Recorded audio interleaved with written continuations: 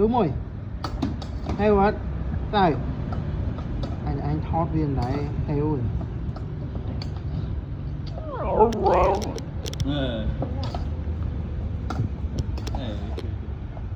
Đặt bay ơi. Bay đi. Xuống cái này. Heo.